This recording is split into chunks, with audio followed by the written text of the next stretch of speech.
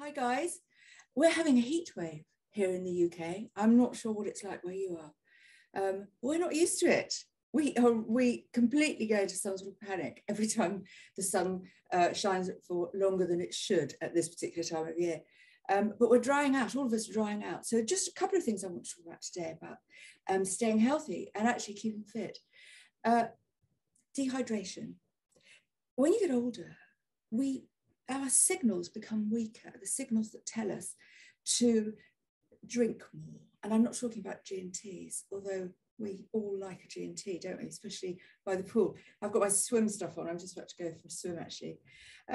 But forgetting to eat properly is quite hard to do because actually, you know, there's so much seductive food around, isn't there? I went to Brighton, to the Grand Hotel, actually, it's lovely.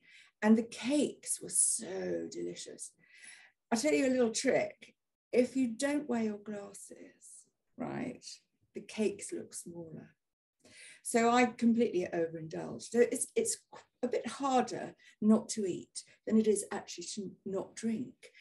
For some reason, our body tells us that we're thirsty in strange ways. And sometimes that includes telling us that we're hungry because we can get water from food.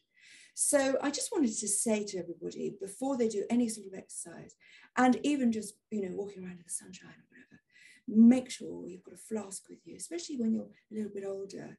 And, you know, we can get very distracted by things. I mean, I don't know about you, but if I'm out with the grandkids or something, and I'm not, you know, I don't have a thing of juice with me, I find myself, they're getting all the stuff that they need, and I've completely forgotten about myself.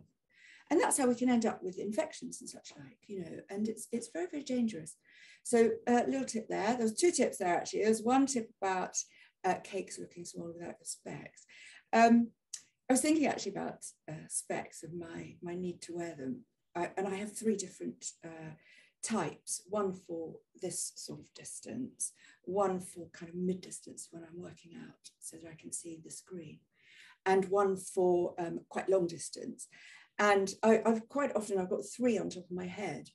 And I've tried varifocals, but I don't know, I'm not quite so into them. I'm not used to those. So I'm always having a glasses drama. Anyway, I've got these on, but I might have to take them off in a minute and just do this blind. What I wanted to talk about today was loosening up and releasing tension and letting everything go. And the easiest way I find, we tend to build up tension here, these bits here. And, you know, down these bits here, we've got a very large muscle here that holds everything up and holds us steady and holds us in place. Of course, the better our core, the better we stand without having to rely on muscles that perhaps aren't quite as good at doing the whole thing for us. We do so much sitting down, don't we? So much telephone stuff, mobile phone, you know, all of that stuff. It's really, really very bad for our posture. So I recommend that you try and stand up every 20 minutes when you're doing anything